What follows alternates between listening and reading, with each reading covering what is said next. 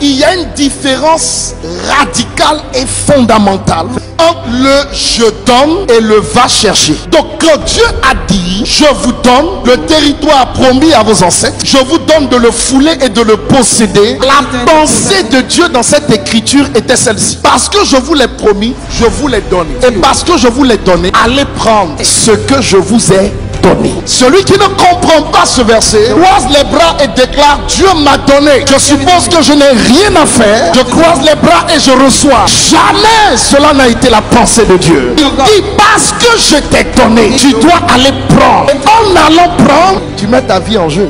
Puisqu'à ceux que Canaan avait été donné, quand Josué est rentré avec eux à Canaan, plusieurs sont morts dans le combat avec la promesse que Dieu leur avait donné la terre. Je ne parle pas de la mort dans le désert, je parle de la mort sur la terre promise. Écoute-moi bien, Dieu t'a tout donné. Mais écoute, ce qu'il t'a donné là, si tu croises les pieds, tu croises les bras, tu n'auras rien. Si tu te lèves pour y aller, ce qu'il t'a donné là, ça va devenir réalité entre tes mains. Mon expérience pratique est claire. J'étais prédicateur dans la rue à Djamé. J'entends: je te donne de te marier à l'hôtel Ivoire. Et j'ai un rêve passionnant dans lequel je vois des motards, je vois des voitures dernier cri, j'en avais pas. Je vois des scènes où on est en train de se marier, mais on est comme dans un gala. Des artistes viennent et ils prestent. Le rêve lui-même m'impressionnait. Ça veut dire, dans le rêve j'étais impressionné et au réveil j'étais impressionné. Et moi j'étais un acteur dedans. J'observais quoi, ce qui s'est produit. Quand je me suis réveillé, j'ai entendu: je t'ai donné cet endroit. J'ai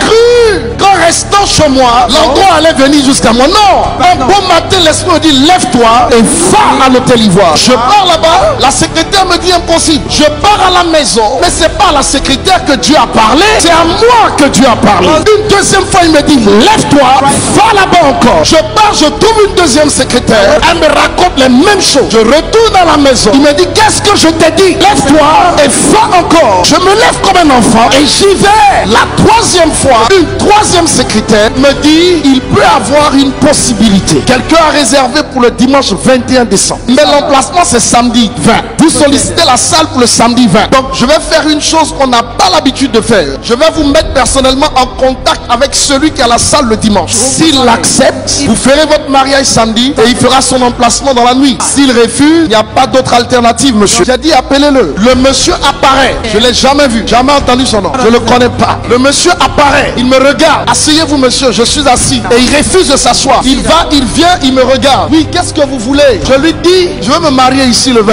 Le monsieur marche, il va, il vient, il s'arrête, il me regarde. Vous avez votre gâteau de mariage? Je le regarde, je dis: non, je vous offre votre gâteau de mariage. Il va et il revient, il me regarde. Vous avez une voiture pour vos courses? Je lui dis: non, je mets une voiture à votre disposition pour vos courses. Un inconnu qui nous a offert tout cela. Pourquoi? Parce qu'on a pris la parole que Dieu nous a donnée. On n'est pas resté à la maison, on est allé sur l'endroit que le Seigneur nous a indiqué. On a persévéré là et la grâce est sortie de là. Oh, si tu peux faire la même chose cette année, rien ne te résistera.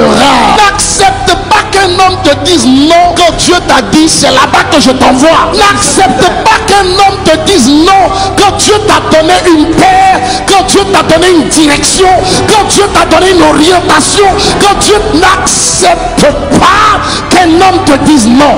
Même si on t'a dit non 100 fois, en 2024, la 101e fois, on te dira oui.